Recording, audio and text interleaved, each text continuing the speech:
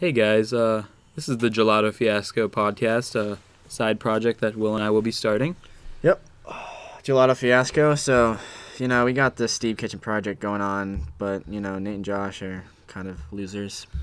Busy all the time. Nate's a basketball star. Josh, I don't even know what the hell he does all the time. Just for the sake of keeping you guys entertained, we'll be doing this as a small thing to that you guys can listen to when you're, just completely... Well, yeah, you're doing... say, you're in AP Physics class, you're doing the CO packets, and then, CO10, something like that. We're getting there pretty soon, and then, just whip out the Gelato Fiasco. We eat some Gelato Fiasco from Bowdoin College, Maine, just whip it out. And just listen to our soft voices soothe you as you crack away at the books. Yep, so, today, we went to Buffalo Wild Wings. Yeah, we did. It was terrible, actually. Well, wait. I find that every time I've gone there and I have ordered chicken, because for those of you who don't know, I don't really like chicken. Which doesn't really make any sense to me personally, because chicken's why they mass produce chicken is because I know. Everyone likes chicken. I was just if I was presented with beef, pork, or chicken, I would probably choose chicken last in any given situation. So what would you choose then, beef and then pork, or pork? Well, I mean that would depend on how I'm feeling that day. They put chicken in ramen, right? That's a class. Oh, I think with ramen, it's the broth. It can either be a beef or a chicken broth. Okay. Usually, I like the ones that are beef broth better. Okay. By the way, follow at Noah Late Tries Food and Drink to our food review channel, or our page rather, on Instagram, which is kind of dead right now because I haven't done the most recent review. It's 100% your fault. Well, it has nothing to do with anyone. Well, Nate agrees with me because we don't remember anything about that. But I don't even know what it's called. But there's been multiple restaurants now that you could have reviewed. Like and you what? Have Boulevard Pizza. Did I go there? Yes. No, I didn't. Yes, we were sitting. Oh yeah, that. Yeah. It's right near my house. I guess I could do that. I actually don't even know the login to that. You can, if you just want to tell me right now, to everyone. To be honest, I forgot it, but I can probably change it. Can you not get into it? No, I've never logged into it once. Wait, what were you saying? I was saying you're always on it, just commenting and crap. That's I know it's you. You use it as a spam account for yourself. Essentially, yeah. I mean, it works out because I don't even want to make a spam account for myself on Instagram because I feel like I exude too much oddness to go onto a Finsta. My regular life is interesting enough. Yeah, you don't even have that doesn't make any sense. You don't have a regular Instagram account because you do, but I post trash. different stuff on there too. Pretty trash, yeah.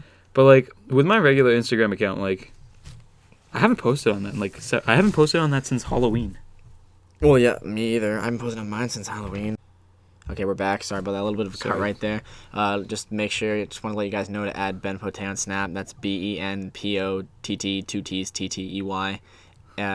Amos. Oh, by the way, who erased it on the Steve Kitchen project? I erased it. Oh, okay. It doesn't belong there, Will.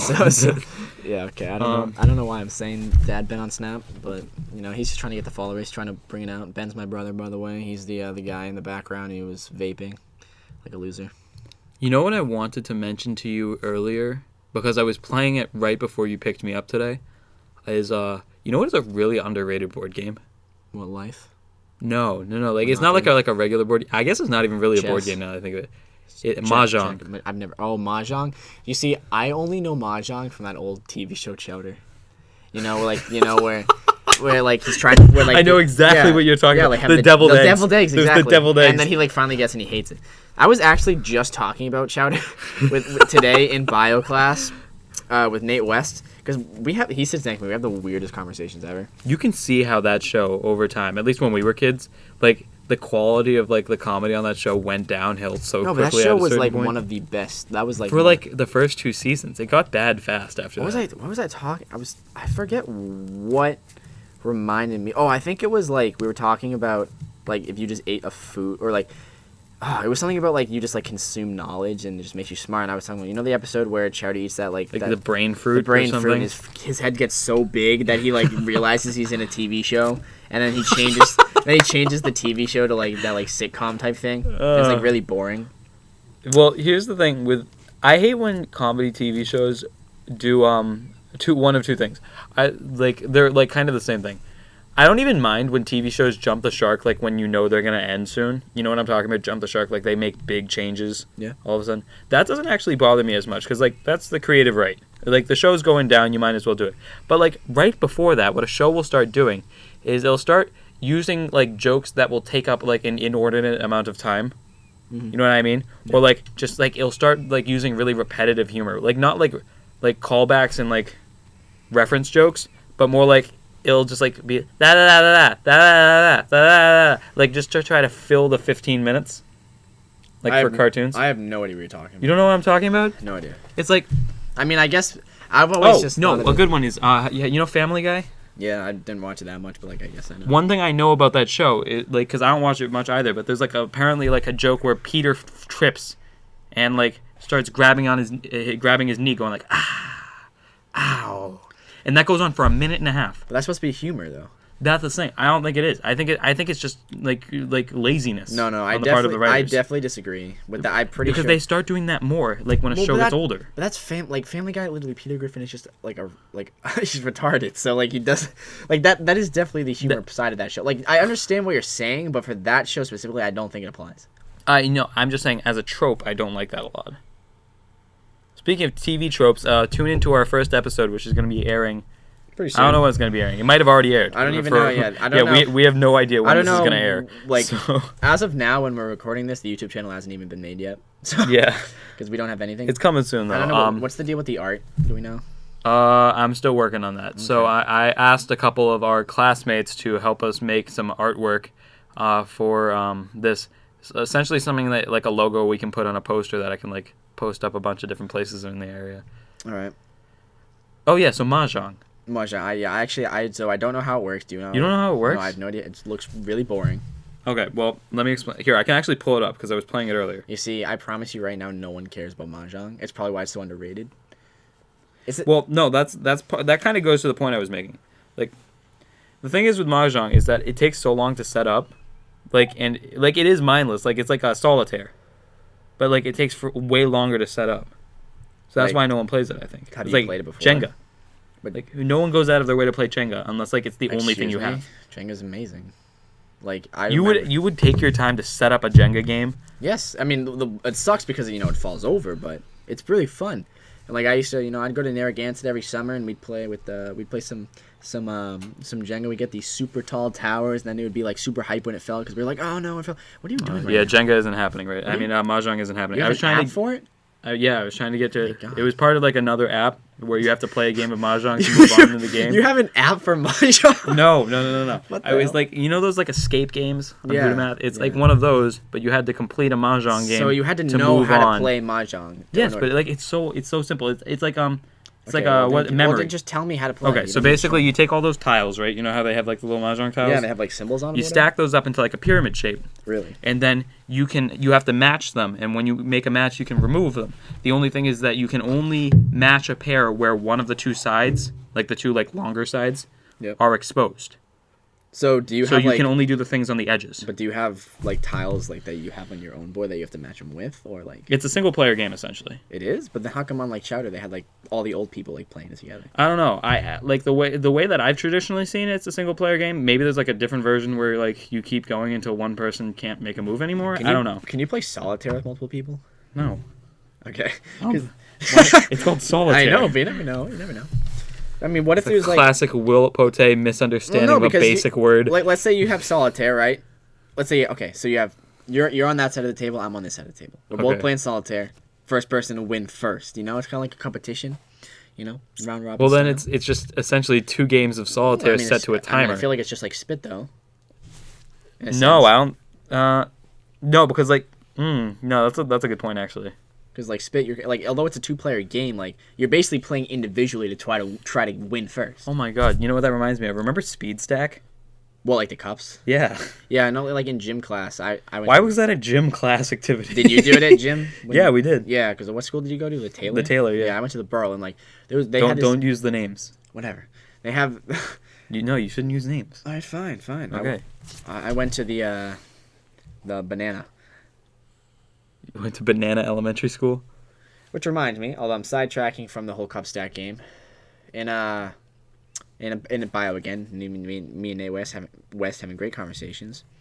We were talking about like the minions from Despicable Me. Yeah. And how how like the man with the yellow hat from Curious George. Yeah. He's wearing all yellow, so he's basically like the king minion.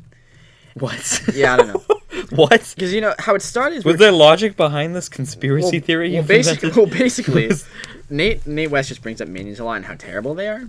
Because he like sent me this picture on Snap, which Nate West has a Snap, by the way. It's really funny, and he sent me a picture of a bikini. Stop tearing this tablecloth. Sorry, I always do it. Why can't you help yourself? Have some self-control. I just always do it. You don't have any self-control. Go on. Well, anyway, so yeah, what was I talking? Oh yeah, wait, what was I talking about? Minions. But like Nate West Snap. What was I? Oh yeah, he sent me a snap of like a bikini of a Minion. It was a Minion bikini. It looked terrible, by the way. But didn't someone use Minion wallpaper in the music suite? Did they? Josh Jacobson did. Oh really? Okay. Yeah, Josh and Brady. Well, so he sent me that. So that was like a couple of days ago. But we were talking about like the swim team because the swim team had like a meet today and how Stop. I just told you a minute ago. Don't leave it alone. Okay. Put your hands behind your back or something. No. Okay. So the swim team had a meet. The boys did. It was Hawks or whatever.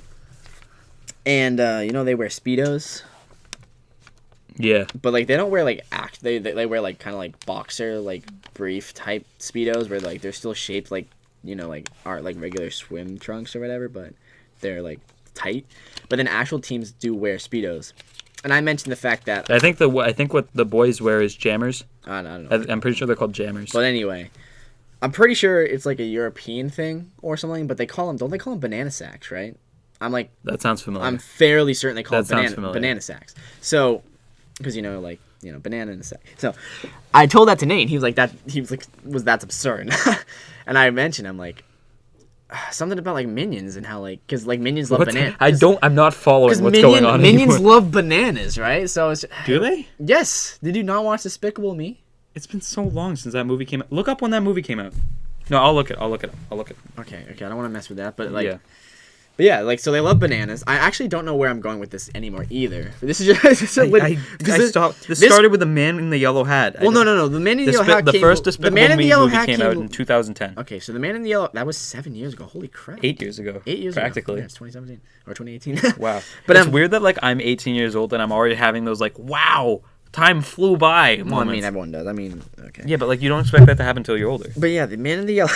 How are you still on this? Because I want to finish it somehow. I'm trying to finish it. There's no way to finish it because you don't know where you are. Okay, so the banana sacks, right? So we're talking about that.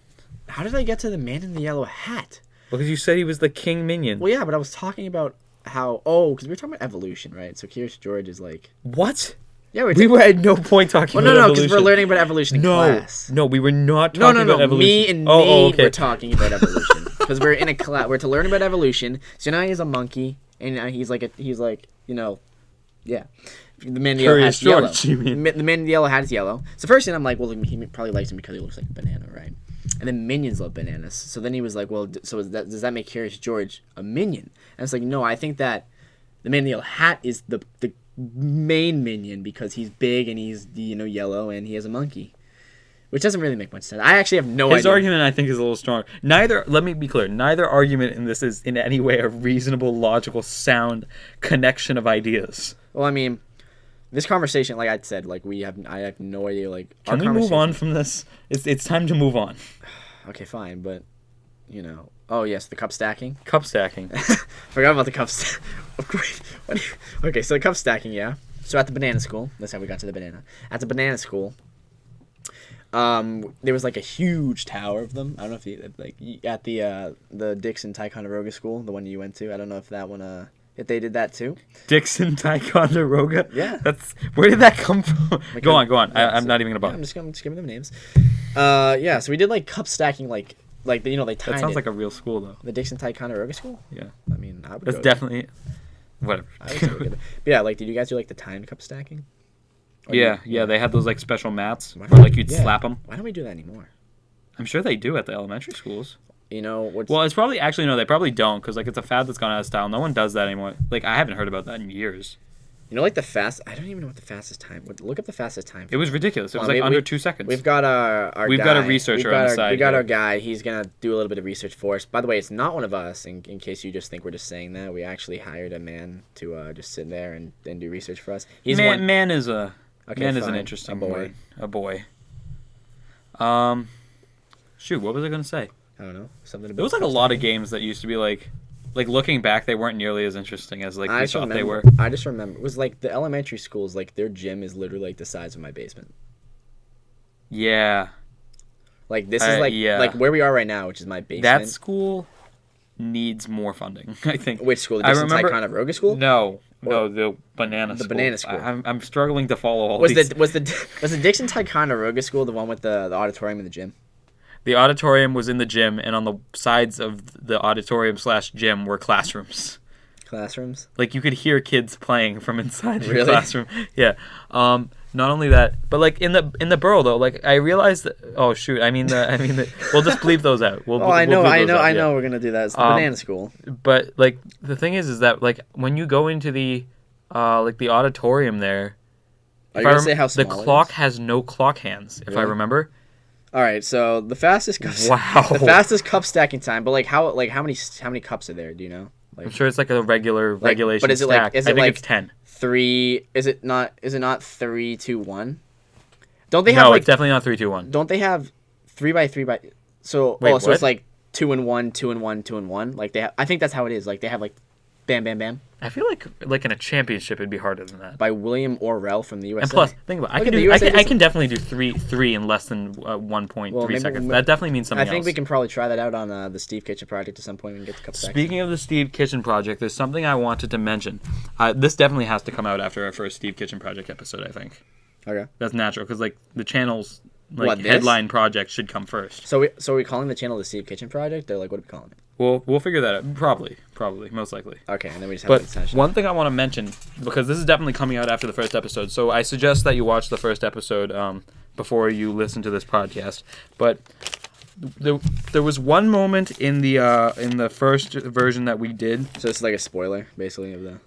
Because they should have in theory watched the first episode already. Well, yeah, but so this is a spoiler. This is a spoiler alert. Yeah, skip ahead a little bit. If you haven't watched the first episode, I recommend just stopping the video, go watching the first episode of the Steve Kitchen project, because Steve Kitchen project, I don't know if this is gonna be better. Like if the podcast is gonna be better, I'd say it's more personable, but I don't know if it's gonna be better. Definitely all the projects we're gonna do are very different. I don't think they can be compared. Okay. Because like they're definitely gonna be like we're gonna be doing comedy sketches that we write on the side too for this on the YouTube channel.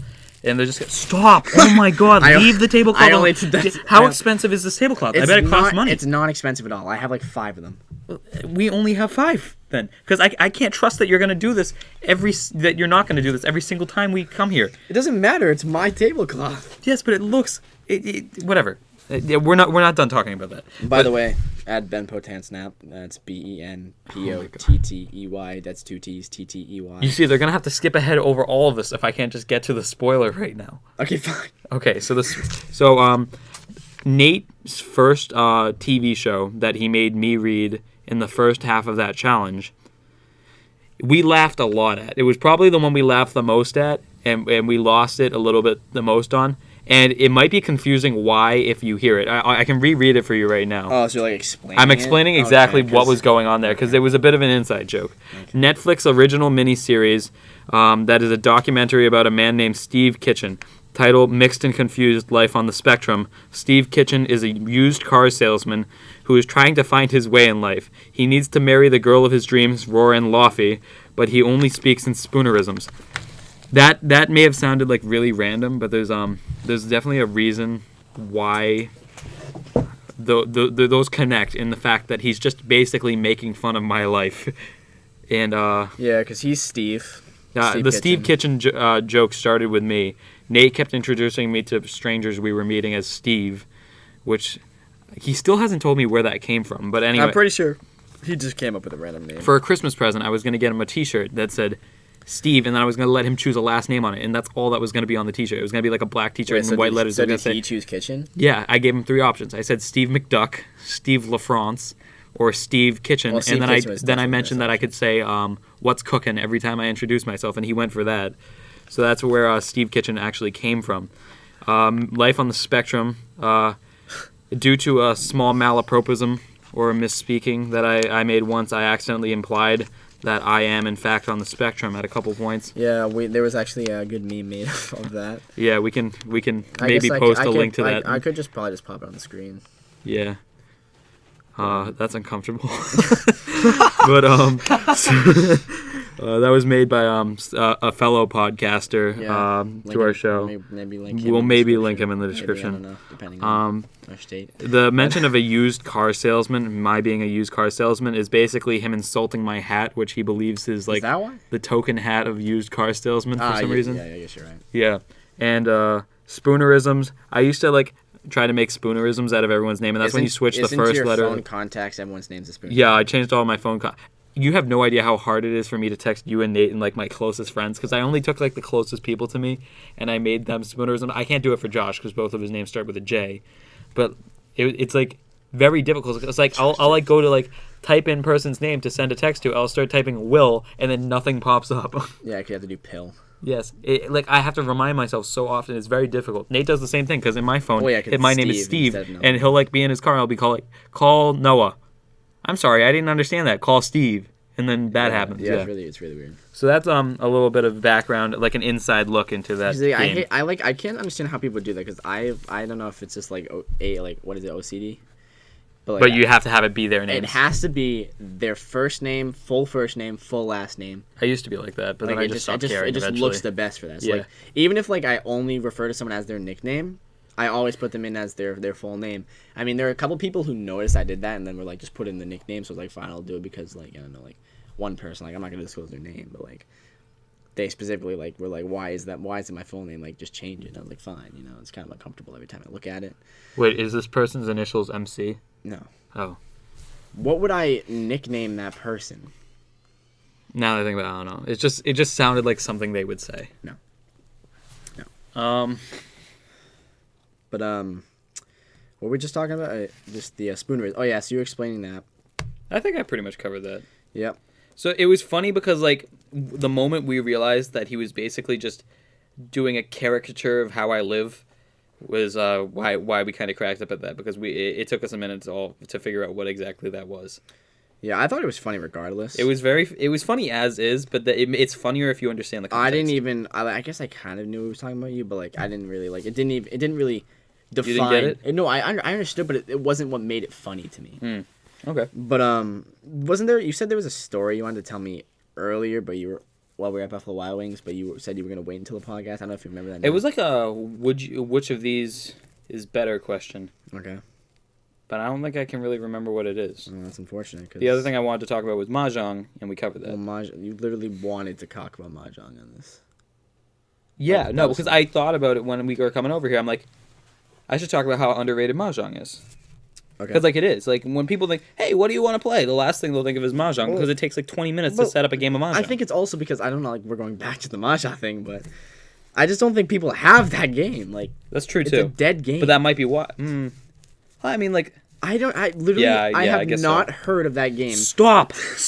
Back away from the table. It doesn't matter. Stop it doesn't matter. Oh my god. It's bothering me because it's like... So it's bothering you, but You know what it looks like? Because it looks like skin. It looks like you're peeling away skin. It's messing with my head. So what, if you have a sunburn, you don't peel away your skin? No. That's what a lot of people do. That's so bad for you. See, our guy who gives information... Our research guy. He's got a terrible burn. It's actually I thought it wasn't gonna be as bad as it was. No, like it was when I first saw it. And this is like a better version. No, of yeah, what it this originally is was. much healed than it was. It was terrible. How did you do it? Well, he's not allowed to talk. Oh yeah, he's not allowed to talk. But I can explain though. Well, I'm pretty sure it was just a torch, right? Yeah, he was just what was it like? Just nod or shake your head to respond to our questions. It was a torch, because he goes to a vocational school, so they do like shops and stuff, and he just burns up the torch. He didn't even go to the nurse, right? No nurse. Like, but like it's an open wound. it was like bubbling. It's like a 2nd-degree burn probably, but the worst thing that I've done to my body, because I've never broken a bone, you know that. Well, I've broken 2 bones technically. Tell me about that in a second. But the worst thing I think I've done to my body, because I haven't broken a bone. In fact, it's not even that bad. It's probably not the worst thing I've done to my body. What, like shin splints or whatever? No, it's the pinky thing. What do you do? Oh, with a piano? Yeah. Oh. So basically, Will and I are both musicians. So before our music class one day, I was asked to move a piano from one room to the stage. And I'm like, sure, no problem. And usually 2 people are assigned to move the piano, and I was assigned to go get someone else to help me. But there were very few people there at the time. So I'm just like, I'll move the piano myself. You were moving the piano alone? I was moving the piano by myself. Up the ramp? No, that's not even where it happened. It was trying to get it out of the band room. Oh. Because I was trying to hold both doors open. Did you get blood on the piano? Probably. I know I got it on the floor. Is it still there? No, I doubt it. Well, anyway, what happened is so there's these there's this pair of double doors that people have to usually will hold open for you while one person pushes the piano through. I didn't have anyone to do that, so I like moved my body like Stretch Armstrong and tried to like open the doors while like kneeing the piano forward, and then I finally grabbed the piano once it was like far enough through the door that it would hold the door open. And as I was moving it, my hand got caught on like the metal push bar on the door, and it got caught between the corner of the piano and that metal part. The corner of the piano went into my pinky, and like it was definitely deep enough that like if I had dug at it, you would have saw a bone. Really? I think it was that deep. It looked really deep, and I didn't realize what was going on right away. And I look on the ground and I see like drops of blood, and I look at my hand. There's blood everywhere, all over my hands. I like immediately just run to the nurse, just like leaving this like dark Hansel and Gretel trail behind me. But like, was the piano still in the door? Yeah, because like at that point someone had arrived. Yeah, at that point someone had arrived, and they're like, "Noah, you're bleeding." It's like that situation kind of because what I've like learned is like, especially the thumb, like you really don't.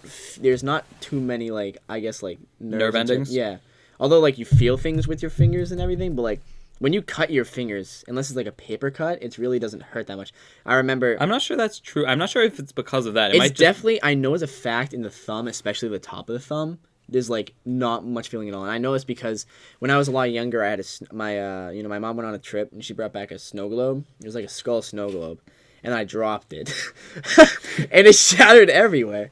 So. That was pretty sad. It was a pretty sick snow globe back in the day. Sounds like a cool snow globe. I have a skull piggy bank. Have you seen that? Yeah, I have. He doesn't use a wallet. He uses a piggy bank. No, I have a wallet. But you don't use it. Because I don't need... I can usually carry money in my pocket. Well, why don't you carry it in the wallet? Because the wallet is so thick that it would look like I am excited, so to speak, every time that I have the wallet in my pocket. People are gonna look at you, and that might turn people on. I don't know. Like, people might be. Oh, that boy's well endowed. It's a perfect rectangle. No, but no, because like there was like we're going really off track of what I was trying to tell the story about. Yeah, no, just get back to that. We shouldn't keep going in this direction. Okay. But so I had the snow globe and I broke it, but I was sad. But I decided, I don't remember why, but I decided to keep the base of the snow globe.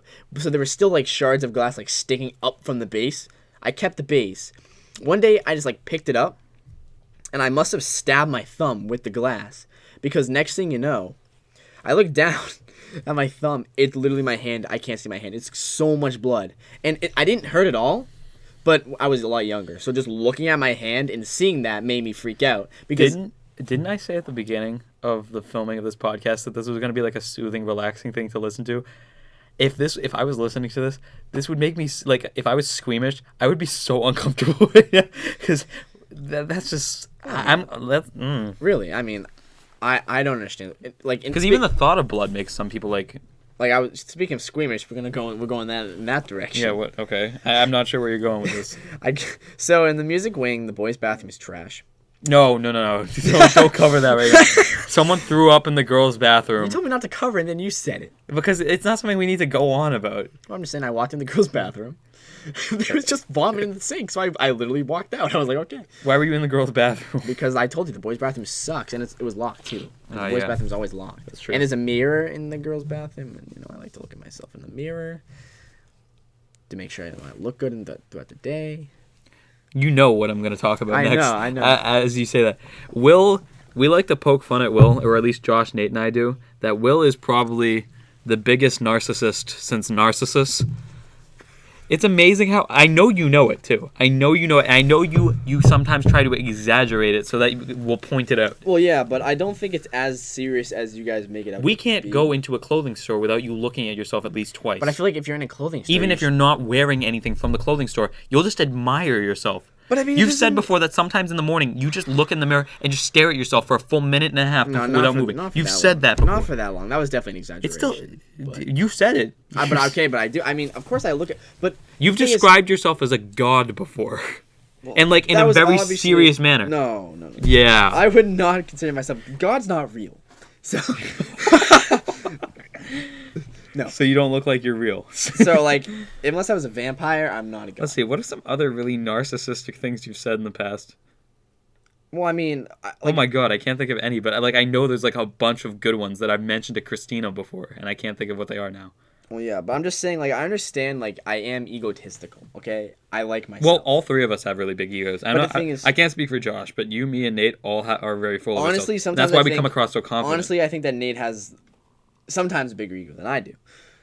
I think it really depends on what it is. Depends on what it is, yes, but he does not. Nate is much more confident in his abilities and knowledge, but he doesn't. Than he should be. He doesn't apologize for things. It's true. Nate like, does hesitate to apologize because I think that.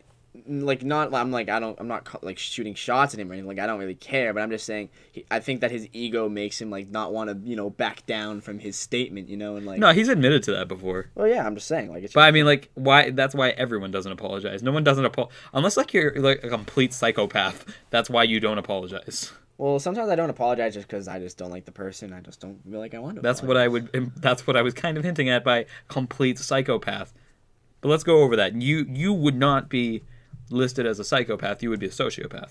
So okay, you're gonna have to explain the difference because I always forget. So a psychopath is you are like literally lacking. You do it, but you know you're doing it. It's not like a psychopath. Psychopathy is an actual medical condition. Sociopathy is not really, from what my understanding is. Psychopathy is literally your brain is lacking certain proteins that mimic a conscience, that make up your ability to second guess yourself, to decide from right from wrong.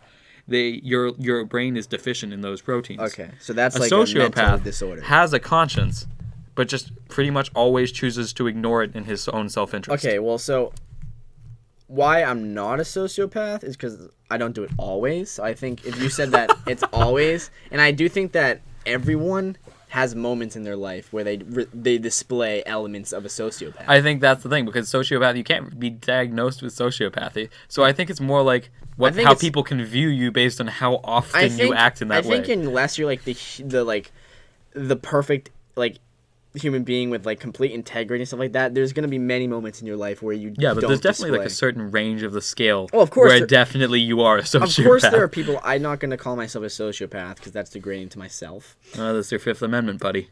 What? I don't even know what the amendments are. So that's sad. I don't care. It's sad how Americans don't know anything about their own country, whereas other countries know more about us than we do. That's because they learn about it. Like, we don't really learn that. We definitely could.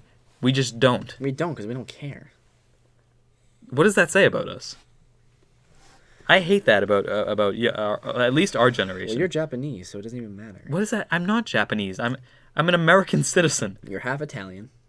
I'm a quarter Italian. Okay. You know nothing about me. Wait, then what the hell is the other quarter? Irish. Oh, yeah. So wait, so you half Japanese and then... I'm half Japanese, quarter Italian, quarter Irish. All I know is that I'm Canadian.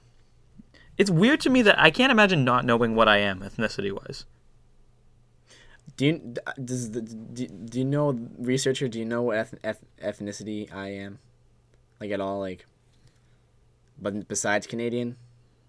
Like, maybe you can do, like, a quick, like, research do a check on that. Do a quick research on that. Make an account on 23andMe right now. I'm sure you can contact people who might know. What's the difference between I think Ancestry.com, like, the reason why 23andMe has became popular, like, even with Ancestry.com existing, is that, like, 23andMe, like, gets you involved. Like, if I remember right, they send you, like, a swab and everything. Like, you swab the inside of your mouth and, like... Oh, yeah, no, definitely, yeah. I feel like Ancestry might do that, too, but that's, like, a separate package. Like, that's not what they're known for. Yeah, I know you have to pay for something, but, like... Yeah. I've noticed this because this is just, like, like, stream of consciousness stuff. We start talking about one thing, and then one little thing is brought up when we're talking about that, which leads us off to a whole nother conversation. But we'll never finish the and first we never thing. finished. Like, we were no, I think we have finished. I think we've drawn conclusions to most of the topics we've come up with. Like, I've been trying to make sure we have. I've had that in the back of my head. The whole me being narcissistic literally went from me being narcissistic to me being a sociopath to talking about our ethnicity. To the business plan of 23andme.com. Yes. Which makes no sense. I mean, like, I don't really mind, Isn't that what the ideal podcast is supposed to be? Yeah, I mean... It's relaxing. It's like it's meditative. I don't, like... That's what meditation is. I don't, Don't do ASMR. Stop. I was being the do you know the way guy, Do you know the way? Do you know the way? Oh. Yeah. Spit on the fake queen. I hate how that meme is dead so much. That's like Spit on the fake queen. All right, so he, according to the researcher, which is probably not accurate. That doesn't seem right. I don't know if he's according to this. I'm 50%.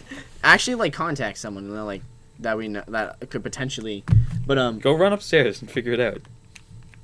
Because this is being recorded in Will's basement. I'm not sure if we mentioned that. I did. This mentioned is recorded at the exact table that we do the Steep Kitchen. Yeah, I project. mentioned it when we were talking about the Banana School's gym and how it's like basically the same size as my basement, which is where we are.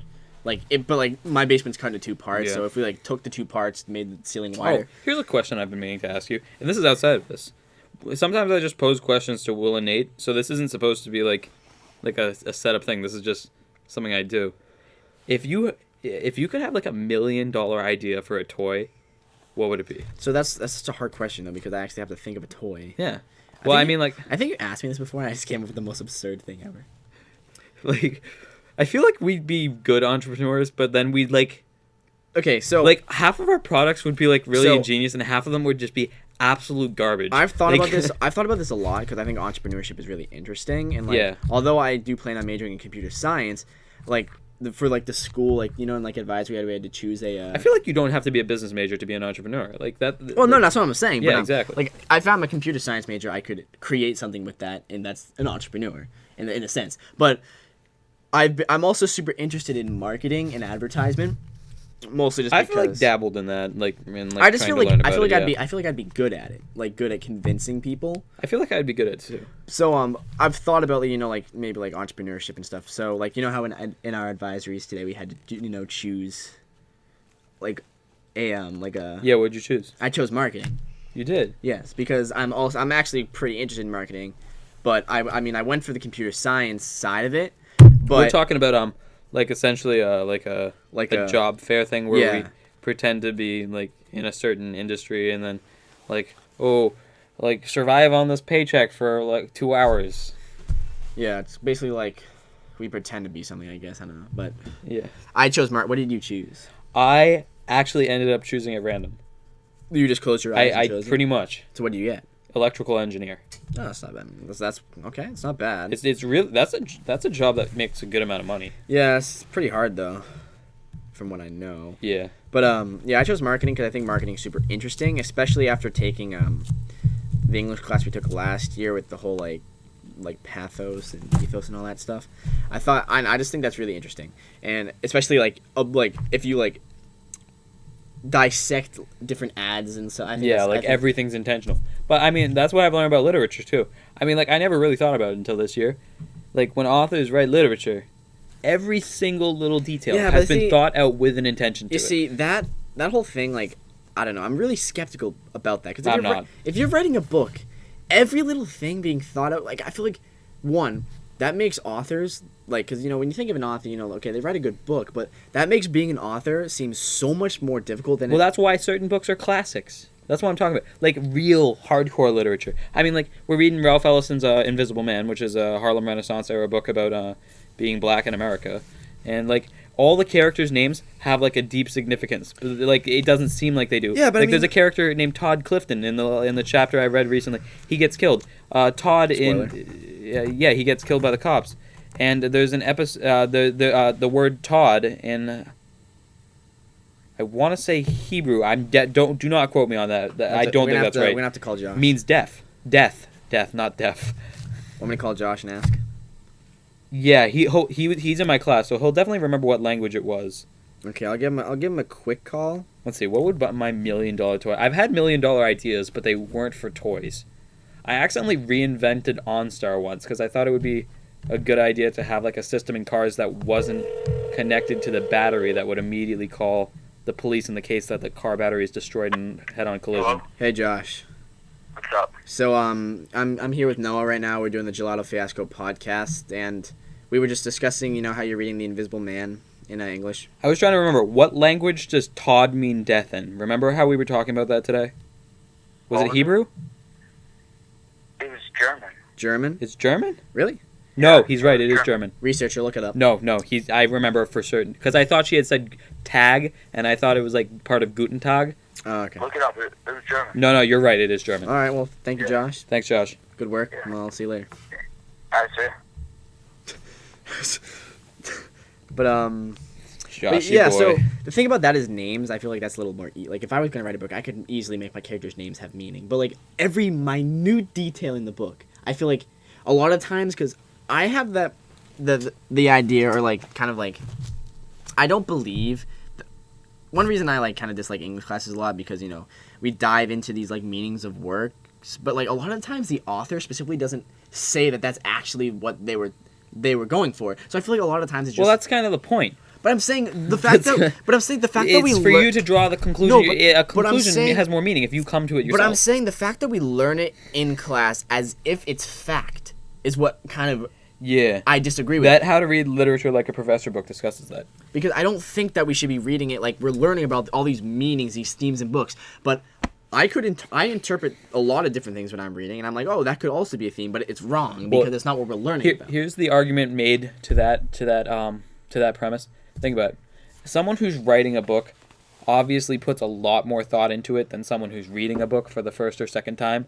So if you can draw a conclusion from reading it, the chances are that the author has definitely thought about that, considering that he's spent hundreds of hours working on this and has spent much more time analyzing everything that he's doing than the reader is. You know what I mean? So it's definitely something if as long as an author isn't an idiot, which hopefully in most of the cases of classics isn't true, they would have caught that. It's not like you caught this special little thing that they missed. You know what I mean? Yeah, but I also think that as a reader you can interpret more than the not because and I'm sure that's cases. There's cases where that is true, but I think that's a huge minority. I feel like. In poetry especially, that's the thing, because poetry is so interpretive, but you can be wrong when interpreting poetry. Obviously, it can't be anything, and because we do a lot of poetry, and I've actually learned to really enjoy poetry based on the class that I've taken. Even though before I actually despise poetry, I actually think poetry is more interesting than actual novels, because I think poetry is a very actually fantastic form of art, because the amount of work that goes into, let's say a poem is only 10 lines, and the amount of just information and literary language that you can fit into these 10 lines that mean all this stuff is actually pretty amazing. But I do think that sometimes with poems, I can think of, different things, but it might not always be correct. But, I wish there was this one poem I'm thinking of that I don't remember what it was called. Well, what's it about? It was about how, someone got married and then their husband ended up dying, and that was what it was about, and about how nature goes on even no, I don't know. So her husband's dead, but she's outside. So our main source of information is apparently asleep right now, by the way. So we're gonna not be able to. I guess we'll never know Will's ethnicity. I'm not. We're not gonna know my ethnicity. We're not gonna bring it up in any future podcast we do. Just know I'm 50% Canadian. Maybe, and then potentially and part potentially Italian. A little bit Italian. Potentially Italian. He's not a full 100% of a human being. I'm definitely not Portuguese. That's for sure. Well, I'm glad that you've established that what you're not. I definitely don't think I'm Portuguese. I mean, there's a lot of things I'm not, but I think I'm not Portuguese. Yeah, but going back to the poem. So the husband dies, and this woman would always be in out in their backyard or whatever with the husband, but then she's out there and she still sees the seasons are changing and everything's going on normally, but her husband's gone, so it feels different. And there was this thing about the white flowers, and I made a connection that it could be because weddings, white's the color of weddings and all that. Mm-hmm. But I think white is also the color that they use when at a funeral for flowers and stuff. Yeah, and I think in French culture that's a big thing. So I made that connection. I don't know if it's exactly true. The teacher thought it was a good point. That's definitely, there's a lot of cultures where white is definitely a funeral flower color. So, I mean, I think because the teacher advertised it as the white was for the funeral side of it, but then I made the connection about the potential wedding side of it too, because it's a big contrast. I like that. That's a duality. So I don't know if that's actually the case, but kind of. I'm kind of move into a different point with what I'm about to say next. But something that blew me away in English the other day, I really love illusions, and I love when illusions are really hard to catch. See, I never understand illusions, so it's what. Well, here's the thing. We were reading Anton Chekhov, one of the greatest Russian writers, that still has stood the test of time. Yeah. We read one of his famous short stories, Misery. Mm-hmm. It's really, really, really short. Mm-hmm. It's basically about a Russian cab driver who just let me do it. Stop picking at it. Just stop. It's my thing. It's bothering me though, so do it for my sake. What if it makes me feel good? Why can't you let me do it for my sake? Because we shouldn't. That's a completely sociopathic premise. because it makes me feel good at your expense. I should get to do it, and you should let me do it for that reason. Now look at him. You just... Yeah, he just ripped it off the front. Are you kidding me? Now we really need a new one. What is wrong with you? First he rips the notebook. Researcher, get out. Get out. Go. Anyway, just keep going. Oh, yeah, so it's about like a Russian cab driver, and his son has just died. And the story is actually, the audience is in the position of the horse that's like attached to the carriage. Really? Yes. Or it like definitely implied that that's the perspective, or you get the perspective of the horse in some ways. Pretty interesting. So he's picking up all these people, and these people are completely indifferent to his complete grief that he's suffering, that his son is dead. Like they're ignoring him. They just want to get to their destination. Wait, so the horse's and it's about son the is disconnect between people. No. The cab driver's son is dead. Oh, okay. And it's about like the disconnect between human beings. And the story ends with him eventually telling his problems to the horse. But that's symbolic because like he can't. It's supposed to be like emphasize the fact that he can't even talk to another human about it. That's how disconnected we are as a society. The whole thing is that all those people who jump into the cab over the course of that short story, it's all an allusion to the book of Job from the Bible. Okay. Because Job goes to his friends for advice on like pleasing God. Yeah. And I know that advice just makes him more miserable. I thought that was a brilliant allusion. There's a great movie that I suggest you watch. It's very hard to understand. It is a little bit funny. But if you watch this movie, by the end of it, you will not understand it. Or you will be very confused by the ending, unless you know about like the religious book of Job. It's called A Serious Man. I highly suggest you go watch it. It's got the guy who plays Howard Wolowitz from The Big Bang Theory as one of the rabbis. Okay. But it's about a Jewish man who his life is going terribly, and he keeps going to rabbis. Jewish man, you said? Yeah, okay. it's about a Jewish man, and he keeps going to rabbis to get advice on how to make his life better and please God. And things are just going further and further. Everything he does is making his life even worse, even though he's trying to make it better. Yeah. And the movie, well, I'm not actually going to say how the movie ends, but it's a very complicated movie, and it has a very interesting ending that symbolizes a lot. I very much suggest you go watch that. Because that's like one of those trippy movies. Yeah, it seems like you just like a lot of really like complicated I like movies that really make you think. Like Get Out, brilliant movie. Get Out was a great movie. That's such a well thought out movie. Donnie Darko, classic. Yeah, I thought you were potentially maybe going to mention. I knew that Donnie Darko had nothing to do with like illusions and stuff. Donnie Darko is definitely one of like the most complex movies. Like if you watch Donnie Darko, you 100% will not have understood what it's about unless you know a lot about, for some reason, time travel. Even though the movie has very little to do with time travel, it's all about time travel. Did you say that was a cult classic? It's definitely a cult classic. Yeah. So there's a cult following to that. But the thing, I don't understand. Like when that movie first came out, was it popular because people don't understand what's going on and like? I couldn't tell you if it's popular. Like I don't. But it's definitely appreciated. I feel like when people make movies like that, like I feel like do they expect to not get good ratings because of how complicated they are into like the future?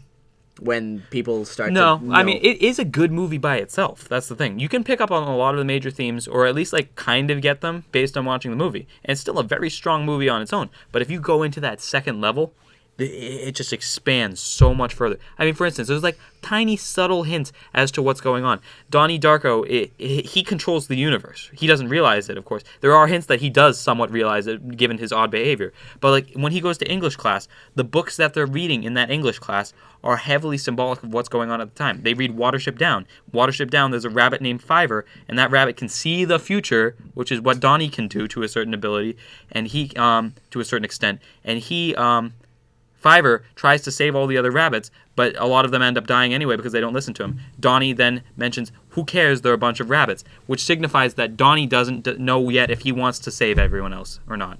Okay. That it's so heavy. Okay. Yeah. I see that. What do you got next? I mean, I don't know. I mean, I'm pretty like, you know, I have no idea. I mean, we think we've covered a lot. We've covered a lot. I have no. If you asked me what this episode was about, I could not tell you. Like literally, like this has been 50 minutes of just kind of like. I think toys and games has been like a pretty toys good has solid. Been, you know, Mahjong. Entertainment movies. Did we talk about Mahjong? What? Like what's Mahjong? We did talk about. I know. I'm just wrestling your jimmies. Okay. No. Actually, no. That is a solid pattern we've had. Think about movies, literature, just like games, just like all entertainment forms. Like, entertainment. Like, yeah. Okay. All, like, we intended for that to happen. 100%. That was exactly what we meant to happen. Yep. So that's what this episode's I guess about. we can probably end it off So yeah, again, this was the first episode of what the origin of Steve Kitchen Project was mentioned. Thank you, Reese. We discussed that. That was like at the beginning. We spent a while talking about that. It was a good point. I mean, We even kind of briefly went over where the name of this show came from, Gelato Fiasco. But we'll keep that a little bit of a secret unless people figure it out. But I mean, you kind of said it at the beginning. I did it kind of say, well, they can pick it up on themselves and then it's not a very deep reference. Apparently, the researcher has one more thing to say, so we'll just give it a little wait bit on of this. Let me mention. Please. Question of the day. Are we gonna do it? We're not doing a question of the day. That's stupid. I mean, we could do. We're not corny. Why don't we just? Well, the question you asked me about the $1 million toy that I never answered. We're gonna say. Do you have an idea? I don't have an idea, but I'm saying like, in the comments section. Why don't you consider that right now while I mention something? Okay. Well, as I'm thinking now, I'm just saying in the comment section, what would be your $1 million idea and why? Oh yeah. That's what I'm saying. I like that. It has to be like a toy or a game. Yeah, just like. And we can do like questions all the time. It's a good idea, researcher. Yeah. Keep it up. They don't have to be good ideas if they have they're to be amusing. good ideas. I mean, it doesn't matter. Try to make us laugh. If it's your $1 million idea. I mean, this is a comedy show in the end. I mean, this isn't really that comedic. This is not really more. But we still try to make us laugh. This is more of just kind of like a thing you play in the background. Which I mean, it's still kind of funny. I mean, if you've made it this far, then fantastic. Good job. Yeah, because this is. You get 10 points. But yeah, so if you made it this far, those can be used later. I mean, we'll know if you made it this far if you put in the comment section your $1 million idea. So I do have an idea. It's not a toy. I think I've already told you this before, and you thought it was the dumbest idea ever, but I'll stand by it. Okay, let's hear it. So hold on, wait. Let me just mention this last note before I forget. Okay. Please continue to give us sponsorship funds. We're still trying to buy some audio equipment for some of the things we want to do out in Boston and major cities. We're going to need special audio equipment for that. So please give us a little bit of cash. It doesn't have to be a lot. Just give us like $1 or $2 when you see one of us maybe. And also, please send us ideas. You can direct message us or include ideas in the comments for any of our videos of things that we might be able to do. Ask us questions. Yep. We can just respond to stuff. Just please interact with us. We'll definitely try to respond. And it'll give us some more stuff to talk about. You guys can be. This show is what you want it to be. You can be just as much of a part of it as we are. You guys can be our ingredients. And maybe even a couple of you guys can come on to the Steve Kitchen Project. We could even have guests. We will definitely have guests. We can have guests. People who have been major sponsors of the show: Grace Light, Sebastian Ricketts, Lucas Bradbury. Who am I missing? Jack Bellinger. They can come on the show if they want. We'll definitely bring them on. We can even have people on the Gelato Fiasco as guests too. That's what I'm referring to. That's where they should come on as guests. Okay. I mean, we also have guests. Okay, so Will's $1 million idea, people. Let's hear it. I think because you're we got professional men wearing suits and you got ties. And then I think I recall this a little bit. I can't remember entirely you what it is. was a terrible idea, but I'm like, it's not terribly. It's not. Let's hear it. So if you're going out to eat and you have a suit on, you have a tie. Oh no. But I think I might have told the researchers too. I don't know if you remember this, but and then let's say oh no, you got a little bit of mustard on your face. Some schmutz. You got something on your face. Some schmutz. But there's no napkins at the table. Yeah, you've definitely told me this. No napkins at the table. Then guess what? On the back. Inside the tie, so it's inside the tie. In the back of the tie, there's a zipper. So you undo the zipper, and then there's a little handkerchief inside the tie that you can just keep inside the tie, and it's attached to the tie. So you do have to wash the tie, but I think it's like a 2-in-1 deal. I just feel like that'd be so bulky though. Well, you said it was super unsanitary. It's not just unsanitary. Why not just if you're wearing a suit? Most suits have pockets. Yeah. Just carry a handkerchief. But you see, I just feel what do you think the purpose of a handkerchief is? It's just unnecessary. People like when things do multiple things. Yeah, but the problem is that that's going to be so bulky to do that because there's going to be so much extra cloth. That might I don't think so. Researchers, stay out of it. They're suggesting that this idea already exists. You can do a check on that if you want. Yeah, you can do a fact check on that, but I've never heard that idea before. He's claiming that it was on iCarly. iCarly. I mean, I'm sure maybe that's definitely maybe not true. Spencer's done that, but I mean that's also people. Wasn't he an inventor on that show? No, he was an artist. He was an artist, but he made a lot of weird stuff. Yeah. But for instance, my I refer to I refer to a lot of things if you know me, Fat K24 is what a lot of things go by. Fat K24. I remember it took us so long to even ask that. It took us a long time as a friend group to really understand Will's at home life. Because we thought he was an only child for a very long time. He has 3 siblings. Yeah, I mean, I just don't bring him up that often.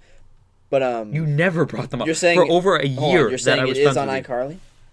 It's not on iCarly. Okay, stay out of it then. Okay, so my idea is not on iCarly. It's a brand new idea, and you never know. Maybe I'll show up on Shark Tank. I've had a few $1 million ideas. I'm not sure if I want to mention him here because they're still good ideas, and I don't want them to be taken, but I will. Yeah, I mean, I guess my idea's not that good, so you just whatever. Glue jeans. That was my first big idea. Wait, what? You remember glue jeans? I think you've told me this before, but I don't. This was my big idea, and I knew it wouldn't work after like everyone I told this idea to, like all criticized it. But I actually still have some faith in this idea. I think that this idea could truly actually end up being something, but the problem is it'd be really expensive. What is it? If you have a pair of jeans that you really love, but it gets like a rip in it, because like guys don't wear ripped jeans in most situations, but it's like a liquid polymer that I want to make that has the same texture and look as jeans, and it's like a liquid patch that you can just like kind of patch your jeans. You can smooth it over, so like it's like gonna be like a. It's just like when you like fill a hole with something and you can sand it down. Basically, I want to make a liquid patch. Is it kind of like in Clyde with the Chance of Meatballs, the spray on shoes in a sense? Yeah, I see it more like when you have like smart glass, and it's like the smart glass heals its own cracks. You know what I'm talking about? Yeah. I see it more like that because it's gonna be like very. So that is a fantastic idea in a sense, but again, you have to. It'd be so hard. You'd have develop, to create it, and that's. The and not only part. that, I feel like the polymer would be like expensive to continue creating. Yeah, and I also don't think that people really mind wearing ripped jeans. It's actually of a trendy thing. But it wouldn't just be jeans. I'm saying it could go to other sources of uniform definitely, fabric. Like for instance, my khakis rips like a while ago. Yeah, and they could come like in a bunch of different. Like you could mix it. You could potentially like mix in like a certain amount of like black paint, but that might make it like too much of a process. You know what I mean? Like that way you could change the dye. Like I mean, if you can figure it out, but again, like that's a hard idea. Like that might not be my strongest idea. If you plan on being an electrical engineer, I think then might maybe focus on that. I didn't. I chose that at random. I know. But that could also be a thing to like fix wires too. If you like regenerating wires. Yeah, I mean, like a lot of people are in those sciences right now. Yeah. I mean, you know what I read last? I was finalizing my University of Michigan application the other night. Yep. I was looking through some of the research projects that they do. They're currently working, and I know there are other colleges working on this too, but I just totally forgot about it. They're working on like nanotechnology for optics that can bend light, like invisibility cloaks and stuff. Yeah. That stuff's amazing. That stuff, they actually have made stuff that do that. That like along those lines. It's not perfect yet though. What the heck is that? Stop. He just showed us a woman wearing like completely destroyed ripped jeans. Okay, so although we need a new researcher. No, I mean that doesn't the other $1 million idea I wanted to get to is I was thinking about there's like an Amazon commercial for Amazon Echo, I think. Yeah. And it's like Alexa, please tell Roomba to start moving around, because like it's like a little toddler that runs by and he leaves Cheerios everywhere, and then like it only shows you like the toddler's legs run by, and then you see the Roomba run by. Yeah. But I'm like, wait a minute, that Roomba needs to charge. That means that the Roomba just went away from the wall while it was plugged in. It just unplugged itself and started going. Yeah. And that gave me an idea. What about like plugs that could like have like little clips on them? Well, the original idea was magnetic plugs, but like that could charge things. But that is a thing, yeah. For like you can drop your like phone on like a little thing, and it automatically diffuses electricity. Yeah. But electric current. Yep. But then I thought of a simpler idea is just simply, but people are worried sometimes that their phone will like pull out of a plug sometimes. Yep. So I was thinking, what if it's much simpler than that? It's like maybe a few $1,000 idea. It's like a little clip that you can do to like secure a plug. Okay. Into like something. But that has nothing to do with the Roomba then. No, this is the process I went on coming up with that. I was gonna say, because that's kind of like the exact opposite of what the whole Roomba thing is. I've accidentally reinvented a bunch of ideas. Yeah. Okay. So I mean, I did plan on ending this like almost 10 minutes ago, but we kind of went on that whole tangent about your $1 million idea, which I mean that was only about like 3 minutes ago. You went first. I will. Oh yeah. Okay, fine. But anyway, so. Let's end this exactly at an hour. At an hour? Okay, so let's come as close to it. Well, okay. we have a minute left. We have a minute left on the timer, so I guess we'll just close it out. So, again, I've said this when I tried to close it out about 10 minutes ago. I've said at the beginning, this is the Gelato Fiasco.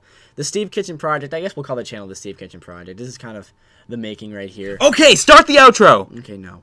That's okay. If someone's like trying to like sleep to this and all of a sudden, oh! But it's like just like heavy metal music starts playing for the outro. Yeah. Yeah, so this is the Gelato Fiasco. We got Steve Kitchen Project going on, You're just repeating yourself. I'm trying to close it out and you keep interrupting me.